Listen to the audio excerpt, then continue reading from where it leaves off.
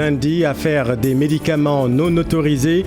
La défense des 4 personnes arrêtées dégonfle la polémique. Il n'a jamais été question de trafic frauduleux selon les avocats. La société chinoise Daiko est en règle. Elle bénéficie de toutes les autorisations requises, martèlent les robes noires. On vous explique tout dans un instant. Grève de la faim des 25 personnes arrêtées dans le cadre de l'instruction de la tuerie de Boffa Bayotte. Les détenus veulent être jugés 3 ans après leur arrestation. Une affaire qui repose la problématique des longues détentions provisoires. L'affaire Boffa Bayotte, c'est 14 personnes exécutées dans la forêt Casamance. En 2018, nous ferons le point dans cette édition. Marche des non-voyants et malvoyants diplômés de la formation professionnelle de l'enseignement supérieur. Les manifestants exigent leur insertion dans la fonction publique. Ils ont marché pour l'emploi dans les rues de Thiès. Reportage à suivre. Suspension de la série Baline Kumba par le CNRA. Quelle incidence sur la dynamique de production? Depuis l'éclosion des séries locales, c'est la première fois que l'organe de régulation aille si loin. Comment le CNRA peut accompagner les producteurs dans la validation des scénarios qu'en pensent les acteurs? Plus de détails dans cette édition. Et puis le Ramadan, période de grande consommation. Dans ce journal, nous irons à la découverte de l'ANAC, le laboratoire national d'analyse et de contrôle du ministère du Commerce. Tous les produits que nous consommons sont contrôlés au LANAC avant leur introduction sur le marché. Voilà pour le sommaire, tout de suite le développement.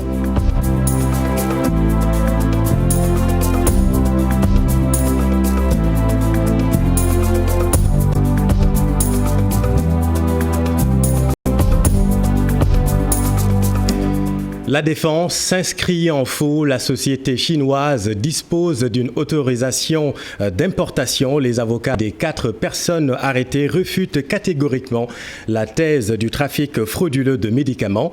En conférence de presse, les robes noires martèlent que les stocks saisis se composent essentiellement de dispositifs médicaux et non pas de médicaments. Voyons tout cela avec Aminata Maresso et Modou Diop. Et eux-mêmes, ils disent, les accusateurs, qu'il s'agit d'une mise en danger de la vie des Sénégalais. Du vent. Ils rejettent en bloc les accusations à l'encontre de leurs clients. Maître El Hadji Diouf et ses confrères parlent de complot. Où sont les faux médicaments? Les paracétamol, les antibiotiques, il n'y a rien, pas de médicaments ni contre le diabète, ni contre le paludisme. Il n'y a pas de médicaments contre une maladie. Aucun médicament contre une maladie. Il n'y en a pas. C'est des dispositifs médicaux. Maintenant, pourquoi les gens ont travesti, ont fait croire que c'était des médicaments? Mais c'est ça qui explique qu'on veut abattre des hommes. Autre interrogation des avocats des prévenus, l'autorisation d'importation accordée. Cette affaire a été montée de toutes pièces par la direction de la pharmacie. Pour les avocats Maître El Hadji Diouf et Maître Amadou Ali Kane, le ministre de la Santé et celui de la Justice sont juste en train de porter un combat pour protéger certaines puissances au détriment de la société chinoise mise en cause dans cette affaire de trafic frauduleux de médicaments. Merci Aminata. L'autre grand titre de cette édition, c'est la grève de la faim des 25 personnes détenues dans le cadre de l'instruction de l'affaire du massacre de Boffa Bayotte. Souvenez-vous, en janvier 2018, les détenus ont entamé une grève illimitée de la faim ce matin. Les prisonniers veulent être jugés 3 ans après leur arrestation. Leurs proches se sont rassemblés devant la maison d'arrêt et de correction de Ziguinchor pour témoigner leur solidarité aux 25 détenus. Boubacar Diassi et Lamine Mandiang. Après avoir passé 3 ans, 4 mois derrière les barreaux, les 25 détenus dans le cadre de l'enquête ouverte après la mort de 14 exploitants forestiers dans la forêt du Bayotte Est en 2018 entament une grève de la faim ce lundi. Leurs épouses, leurs proches et parents viennent devant la maison d'arrêt et de correction de Ziguinchor pour leur manifester leur soutien. Ils exigent ceci. Tout ce qu'ils réclament, c'est tout simplement d'avoir un procès. C'est ça qu'ils veulent, d'avoir un procès. Mais ils ont aussi le droit de réclamer un procès. C'est ça seulement qu'ils demandent. Ils ne demandent pas une liberté comme ça. Ils demandent juste d'avoir un procès pour pouvoir s'expliquer. Il y a des autres qui sont là, qui ne savent même pas ce qu'ils ont fait pour qu'ils se retrouvent ici. Non, c'est une durée indéterminée. C'est ça qu'il a dit. Tant qu'ils n'ont pas fixé une date pour le procès, il ne va pas arrêter la grève de la faim. Après avoir passé plusieurs heures devant la MAC de Ziguinchor, des autorités pénitentiaires sont venues leur parler avant de leur accorder un entretien. Voici ce qui en ressort. waaw dañoo dugg ci biir waa ji nee na moom bu doon sagoom dafa bëgg ñoo waxtaan ak suñu frères yi ñu wax leen ñu bàyyi grève bi. Lorsque nous sommes entrés, le monsieur nous a invités à demander à nos parents, parce que nous sommes en période de chaleur et que cela pourrait avoir des conséquences sur leur santé. gàllankoor ñoom ñi nekk ci biir mën na leen indi beneen gàllankoor boo xam ne dina métti torop waaw ñun nag mënuñoo woo suñu frères yi ñu ne leen ñu arrêté grève. Nous lui avons dit que nous ne pouvions pas demander à nos parents d'arrêter leur grève de la faim, parce que personne n'acceptera de rester 3 ans sans être jugé. yaa ngi koy tëdd attewuñu la.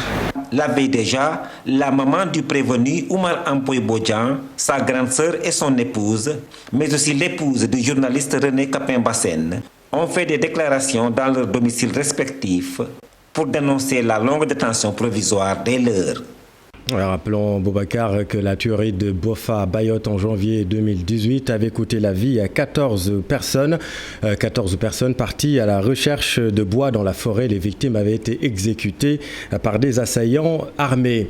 Cette affaire repose la problématique des longues détentions provisoires au Sénégal. En même temps, les juges d'instruction, vous le savez, ne sont pas limités dans le temps. Peut-on limiter le mandat de dépôt dans le temps si l'instruction criminel n'est pas terminé? Élément de réponse Alassane Ba et Youssou Baro. Un problème récurrent, mais en matière criminelle, les juges sont dans la légalité. L'instruction n'est pas limitée dans le temps. Ça, il faut quand même le poser, c'est un principe. C'est dans notre droit positif que ce principe existe, qu'en matière criminelle, la détention est illimitée. C'est ce qui fait que quand quelqu'un est poursuivi pour un crime, l'instruction peut durer des années parce qu'en réalité, le juge d'instruction n'est pas enfermé dans des délais. Le président du Comité sénégalais des droits humains, dans son analyse, essaye de concilier 2 principes. C'est ce principe de la légalité des longues détentions qui est posé par notre droit positif, mais également, c'est un principe que l'on retrouve, l'autre principe que l'on retrouve en matière de droits humains. C'est le droit d'être jugé dans un délai raisonnable. Ça, c'est un principe universel en matière de droits de l'homme. Ils sont à l'origine des réformes engagées par l'État du Sénégal qui doivent être poursuivies. La réforme sur la carte judiciaire et la suppression du double degré d'instruction. Donc ça, c'est vraiment des efforts qu'il faut saluer. Maintenant, dans les perspectives, je crois qu'il ne faut pas s'arrêter là. Il y a peut-être d'autres réformes qui peuvent être faites et qui viennent renforcer ce qui existe. Par exemple, nous recommandons toujours à ce que, comme on l'a fait en matière délictuelle, avec l'article 127 bis, qui au bout de 6 mois, si le juge d'instruction ne termine pas son instruction, l'inculpé est libéré d'office par le directeur de la maison d'arrêt. Mais en matière criminelle, il faut qu'on réfléchisse à une possibilité de limiter le temps d'instruction. Pas le limiter l'instruction dans le temps, mais limiter le mandat de dépôt dans le temps si l'instruction criminelle n'est pas terminée pour que l'inculpé puisse être libéré, comme ça se fait en matière délictuelle. Ce lundi, les détenus dans l'affaire du massacre de Boffa Bayotte entament une grève de la faim pour exiger la tenue de leur procès. Régler les longues détentions en matière criminelle devient un impératif en matière délictuelle. Cette difficulté est déjà dépassée. Merci Alassane. L'actualité, c'est aussi cette protestation des chômeurs non-voyants et malvoyants diplômés de la formation professionnelle de l'enseignement supérieur. Ils exigent leur insertion dans la fonction publique. Ils ont tenu une marche à Thiès pour l'emploi. Cher Anta Diop, c'est la tire. Du travail, c'est ce que réclament ces non-voyants. Nous voulons un emploi et non le chômage. Nous voulons vivre à la sueur de notre front et non tendre la main. C'est en substance ce qu'on pouvait lire sur des pancartes. Pour une 3e fois, le président a donné des instructions pour qu'enfin les déficients visuels puissent être recrutés au niveau de la fonction publique ou que leurs projets soient financés par l'ADER ou par d'autres directions en charge des microfinances. Jusque-là, des projets n'ont pas été financés. Il y a des élèves sortant de l'INEFJA qui sont des standardistes, qui sont des fabricants de brosses et de serpillères, qui sont sortis de l'INEFJA et qui n'arrivent pas à travailler. Parce qu'aujourd'hui, lorsqu'ils déposent leur projet au niveau de cette direction en charge de financer leur projet, ils leur donnent que 200 000 francs. Des déficients visuels en chômage. Il y a des journalistes, des sociologues, des psychologues et j'en passe. Ils sont venus de tous les départements du pays. La nouvelle politique définie par les autorités de l'INEFJA a été également décriée. Vous avez pris votre avant, vous l'amenez à l'INEFJA. Il fait des tests, mais il n'arrive pas à être pris à l'INEFJA.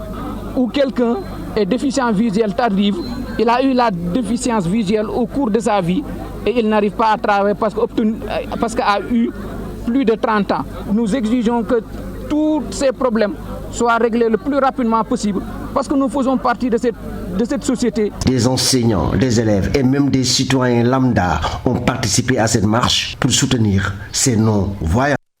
Cher Anta, eux aussi sont en quête d'emploi. 40 animateurs culturels et éducateurs spécialisés. Ils veulent être insérés dans la fonction publique. Diplômés de l'École nationale des arts depuis 2016, ils sont sans emploi. C'est par tous les moyens de rencontrer nos différents aînés et ça n'a pas abouti. Mais aujourd'hui, on a décidé de sortir quand même pour décrier cela et montrer au président de la République que, vu qu'il avait annoncé récemment le 8 mars dernier, il a annoncé le 8 mars dernier de l'emploi pour les jeunes. Donc nous voulons aussi sortir sur l'occasion, demander au président de la République de penser aux animateurs culturels. Parce que depuis notre sortie de l'École nationale des arts, ça fait 2016, il y a 2016, 2017, 2018, 2019.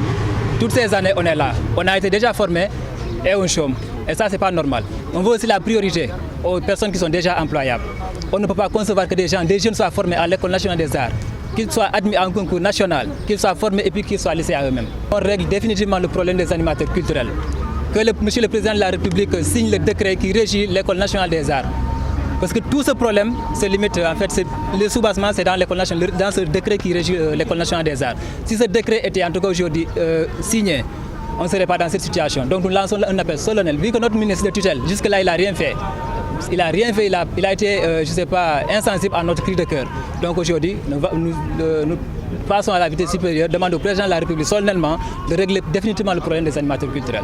Et venons-en à cette grève annoncée des techniciens supérieurs de la santé. Le syndicat autonome a annoncé une grève nationale les 28 et 29 avril prochains. Ils réclament le reclassement professionnel promis par les autorités. Selon eux, ces agents de santé disent subir une injustice depuis plusieurs années. Aminata Goudjabi et Abdou Karim Bey.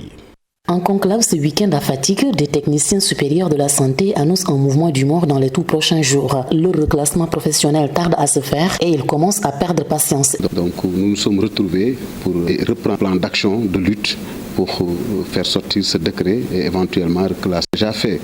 Donc nous avons prévu en tout cas d'aller en grève le 28 et le 29 de ce mois-ci, du mois d'avril. Donc si le décret n'est pas signé d'ici là, nous sommes obligés de reprendre effectivement ce plan d'action, c'est-à-dire les mouvements de grève. Et pourtant, des engagements ont été pris par les autorités pour satisfaire cette revendication, mais jusque-là, rien de concret. Mais notre dernière rencontre avec le ministre le 30 mars, nous avons eu des promesses et des engagements qui ont valu la suspension de notre mot d'ordre 1er avril et le 2 avril, le temps de permettre au ministère et son équipe de conduire la signature du décret qui réglerait effectivement le problème de reclassement des techniciens supérieurs. Malheureusement, le constat est là. Ils parlent d'injustice car selon eux, ils sont laissés en rade dans le système de santé. C'est en fait un corps qui a été laissé en rade, complètement oublié, voire même enquisté dans le système, parce que c'est un corps qui malheureusement a été oublié lors de la réforme qui prévoyait le rehaussement du niveau de recrutement des infirmiers et des sages-femmes, comme nous étions des anciens infirmiers et sages-femmes, et être sélectionnés pour devenir des spécialistes paramédicaux. Et depuis donc 2012, les camarades sont restés non concernés par cette réforme. Aujourd'hui, ce que nous avons en tout cas enseigné, encadré, formé, se retrouvent à une hiérarchie supérieure à la nôtre, à savoir ils sont en B1, nous sommes restés en B2. C'est une injustice que toutes les autorités que nous avons rencontrées ont accepté. Ces techniciens supérieurs de la santé disent jouer un rôle déterminant dans la prise en charge quotidienne des malades et ils sont présents, selon eux, dans presque tous les hôpitaux et centres de santé. Merci Aminata. C'est une première depuis l'éclosion des séries locales. Le CNRA a suspendu la production de la série Baline Kumba, décision prise avec le producteur. Vous le savez, la bande-annonce de la série avait suscité moult indignation. La série inspirée de Adji Sarr est donc interdite de diffusion. Souvenez-vous, le CNRA avait averti le producteur de Maîtresse d'un homme marié. L'organe avait également pris des mesures pour encadrer la diffusion de la série Infidèle. La suspension de Baline Kumba peut-elle freiner la dynamique de production et comment l'organe de régulation va accompagner les producteurs? Éléments de réponse Maïmouna Ndiaye et Pape Sangone Baye. Des productions audiovisuelles pour parler de la société sénégalaise, de la vie et des hommes, des sketchs et des téléfilms. Voilà des productions qui démontrent quelques dérapages, ce qui oblige l'autorité de régulation à réagir. Ça va permettre aux gens de mieux retravailler leur scénario, de mieux voir un peu leur concept, de mieux évaluer leurs rêves, puisque la création cinématographique, télévisuelle, c'est du rêve, ça émane du rêve. Voilà, il faut un rêve positif. Cette mesure est loin de convaincre ce metteur en scène. Je ne suis pas un partisan de la censure, parce que je pense que c'est d'abord un précédent dans l'histoire du Sénégal. Interdire une série aujourd'hui, c'est avoir une jurisprudence pour demain pouvoir interdire d'autres choses. Autre problème soulevé par les acteurs reste la formation et l'accompagnement. Au Sénégal, aujourd'hui, tous ceux qui écrivent les scénarios sont formés par des ateliers. Ce qu'on appelle des ateliers, ce sont des structures qui organisent des séminaires de 15 jours et de 20 jours au maximum. C'est là où les gens apprennent à écrire. Et donc, cette question de la formation, elle se pose. Parce qu'en réalité, l'écriture dramatique, c'est une technique. Et cette technique-là, beaucoup ne l'ont pas. Du coup, il faut régler le problème de la formation si on veut régler le problème de contenu. Il y a une infime partie des productions télévisuelles qui bénéficient du soutien de la direction de la cinématographie, notamment Mbarodi, pour ne pas le citer, et je ne sais pas, Prod Events, je ne sais pas, mais tous les autres producteurs ne bénéficient pas. Ils écrivent pour avoir l'appui, le soutien de la direction de la cinématographie, mais ils ne sont pas satisfaits, ils ne reçoivent rien du tout. Une meilleure implication pour exiger une production de qualité. Les acteurs engagés sont disponibles. La formation et les moyens financiers doivent suivre. Merci Maïmouna. Et puis en cette période de forte consommation, comme à l'accoutumée durant le mois de Ramadan, allons à la découverte de l'ANAC, le laboratoire national d'analyse et de contrôle du ministère du Commerce, le laboratoire chargé de contrôler les produits que nous consommons. C'est dans ce laboratoire que tous les produits sont contrôlés avant leur introduction sur le marché. Voyons tout cela avec Fat Bintou Conté et Youssou Barro. Nous sommes à l'ANAC, le laboratoire national d'analyse et de contrôle du ministère du Commerce. C'est ici que se fait le contrôle physico-chimique de tous les produits de consommation. Nous sommes chargés de réaliser à la fois les analyses physico-chimiques et microbiologiques dans les aliments, voir leur conformité par rapport à la réglementation nationale et internationale en vigueur.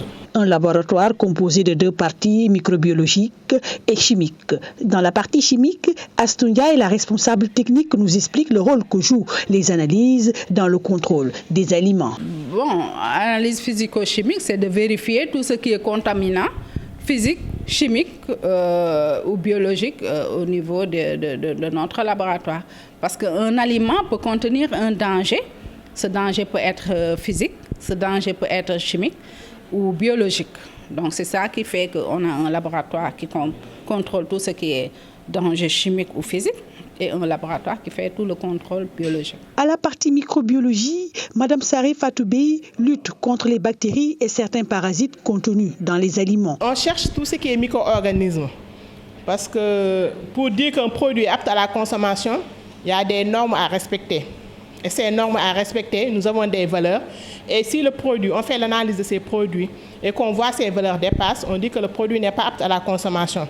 Et maintenant, c'est la direction de la qualité qui va faire le rappel des produits si ça se trouve sur le marché. Ce laboratoire, qui joue un grand rôle dans la consommation des Sénégalais, est confronté à un problème de budget. Actuellement, nous avons une PCR qui peut faire on peut faire des analyses en 24 heures.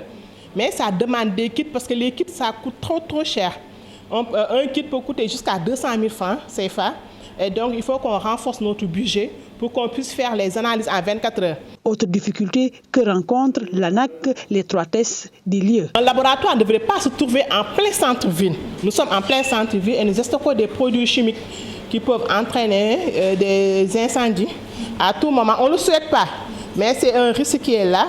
Donc, je pense qu'on devrait nous trouver un terrain où on peut bâtir un nouveau laboratoire pour qu'on puisse être beaucoup plus à l'aise. Les parlementaires venus leur rendre visite et s'enquérir de leur travail comptent prendre à bas le corps leur doléance. Merci Fat Bintou. Et parlons maintenant de la valorisation de la production horticole. En 7 ans, la culture est passée de 210 à 460 000 tonnes pour l'oignon, 15 000 à 160 000 tonnes pour ce qui est de la pomme de terre. L'État se fixe désormais l'objectif d'accompagner les producteurs dans la commercialisation, le contournement et la transformation des produits. Voyons tout cela avec Tiernofal. En 7 ans, la culture horticole a connu une avancée significative avec une augmentation de la production qui est passée de 210 000 tonnes à 460 000 tonnes pour l'oignon.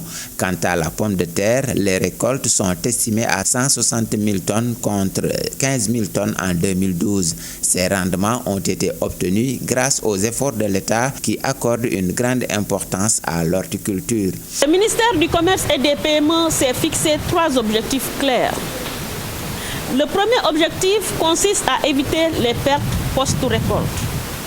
Pour ce faire, il faut non seulement une planification précise, mais également vendre d'abord avant de produire. C'est en ce sens qu'il faut saluer les efforts de l'Agence de régulation des marchés.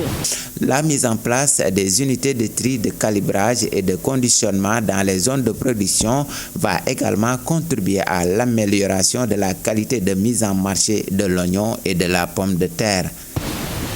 Offrir des produits de qualité à des prix abordables. À cet effet, j'engage l'ARM et ses partenaires à accélérer la mise en place d'unités de calibrage, de tri, de conditionnement. Le troisième objectif, valoriser les productions horticoles par la transformation et la création d'emplois attractifs. Pour ce faire, des infrastructures de stockage adéquates doivent être installées. Le ministre du Commerce, des petites et moyennes entreprises a procédé à l'inauguration dans la région de Louga des unités de tri, de calibrage et de conditionnement installées dans la commune de Thiep et au niveau de la plateforme commerciale de Potou. Et puis l'actualité économique, c'est aussi ce message du Fonds monétaire international sur la situation économique de 45 pays de l'Afrique subsaharienne eu égard à la crise sanitaire. La présentation n'augure pas de belles perspectives pour les 45 pays de la région. Seuls quelques-uns d'entre eux seront profités, mais peu de la reprise mondiale attendue à 6%. D'après les estimations du Fonds monétaire international, la production par habitant au sud du Sahara ne devrait pas retrouver le niveau de 2019 avant 2022. Le récit de Daniel Diouf. L'Afrique subsaharienne a connu une récession de moins 1,9% en 2020. Elle ne retrouvera qu'un élan modeste de plus 3,4%, le plus faible de toutes les régions du monde. Le FMI ne prévoit pas un retour de la richesse par habitant en Afrique subsaharienne avant 2022. 2 raisons pour expliquer cette situation, selon le directeur du département Afrique du FMI. D'abord, la marge d'action de la région sera durablement restreinte. Ensuite, la lenteur de la campagne de vaccination ne pourrait même pas couvrir 60% de la population avant la fin de 2023 dans la majorité des pays. Le coût de ce début d'immunité collective représentera une hausse des dépenses de santé jusqu'à 50%. Excepté les Seychelles qui ont mené une politique très vigoureuse de vaccination, l'Afrique subsaharienne risque d'être la dernière à être servie en doses nécessaires pour juguler la pandémie, d'après le FMI. En 2020, 5 pays ont vu leur croissance moins touchée par la crise. Il s'agit de l'Éthiopie, plus 6%, de la Guinée, plus 5%, du Bénin, plus 2%, de la Côte d'Ivoire, plus 2% et du Niger, plus 1%. Et puis, ces pays les plus affectés, l'île Maurice, moins 15%, le Cap-Vert, moins 14%, les Seychelles, moins 13%, le Botswana, moins 8% et le Zimbabwe, moins 8%. Essentiellement des destinations touristiques. Ensuite, en 2021, seront les pays les plus vigoureux selon le FMI, le Kenya, plus 7%, le Botswana, plus 7%, le Niger, plus 6%, l'île Maurice, plus 6% et l'Ouganda, plus 6%. L'institution de préciser que les moins bien lotis seront les Comores, 0%, la République du Congo, plus 0,2%, l'Angola, plus 0,4%, la Zambie, plus 0,6% et le Gabon, plus 1,2%. La situation a fait basculer 32 millions de personnes dans l'extrême pauvreté. Il faudra trouver de l'argent pour relancer ces économies.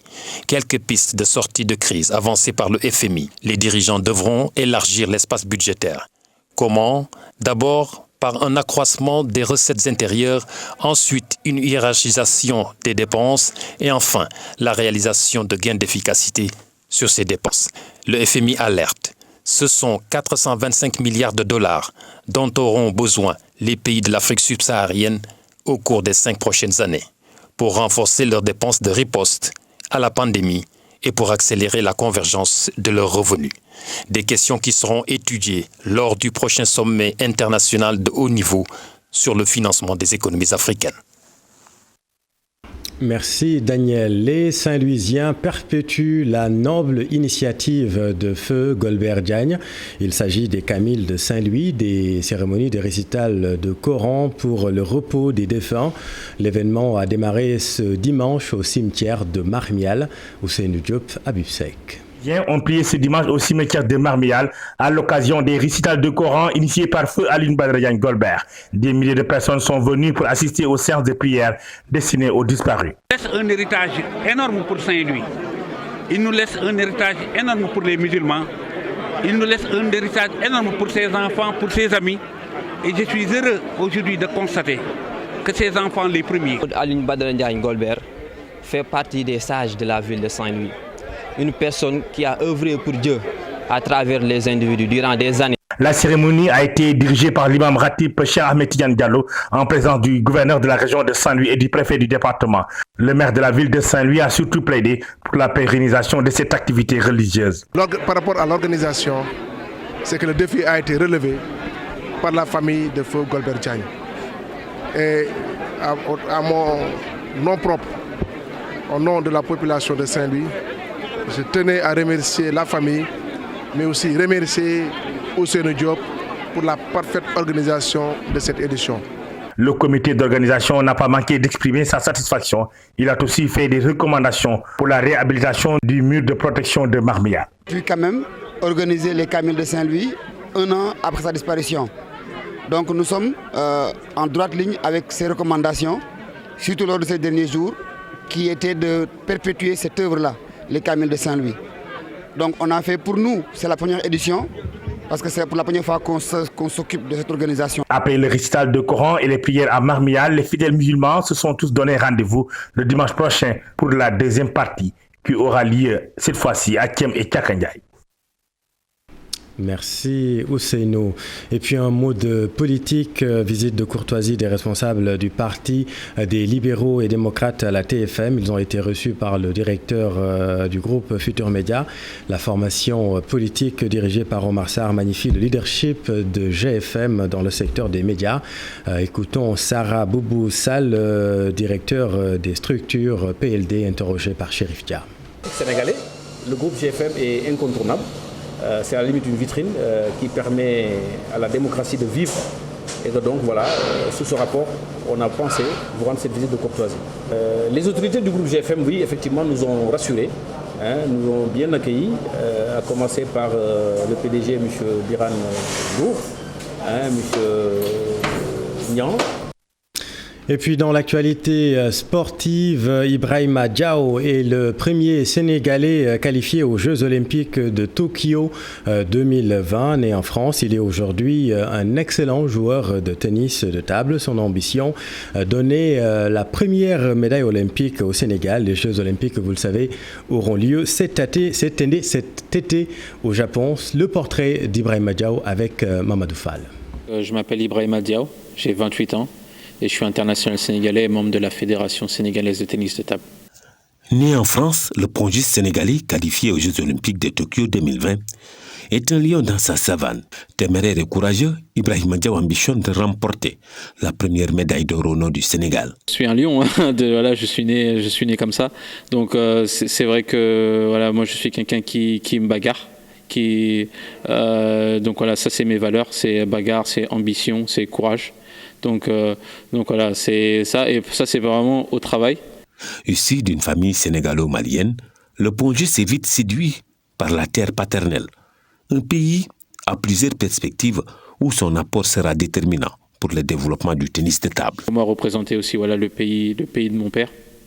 Le Sénégal, ça a été naturel pour moi de me lancer directement dans ce projet. J'ai pas eu à réfléchir et voilà. Et je suis devenu le joueur que je suis maintenant. Mon apport, encore une fois, c'est la performance. Donc plus je suis performant, plus j'apporte Sénégal. La visibilité aussi, donc qui est très important. Et moi, ma présence au Sénégal va être très très très importante aussi, à justement me faire découvrir, à aller dans les écoles. À promouvoir justement le tennis de table. Ibrahima Diaw a pourtant débuté par le football avant d'atterrir au tennis qui est aujourd'hui sa passion première. D'ailleurs, son parcours en dit long. À l'âge de 18 ans, donc où j'ai signé mon premier contrat professionnel. Et donc j'ai eu aussi pas mal de résultats, championnat de France, champion de France par équipe et pas mal de titres nationaux. Ibrahima Diaw est le premier Sénégalais à décrocher la qualification aux Jeux Olympiques de Tokyo 2020 en état troisième sur le plan africain.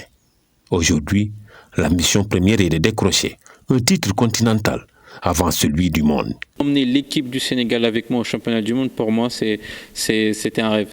Et on croise les doigts. Merci Mamadou. Dans l'actualité sportive, toujours la planète foot secouée par la création, vous le savez, de la Super League. Les conséquences risquent d'être désastreuses sur le plan économique et sportif pour la majeure partie des équipes, des formations qui ont déjà subi les contre-coups économiques de la crise due au coronavirus. Cher Tidiane Diaw.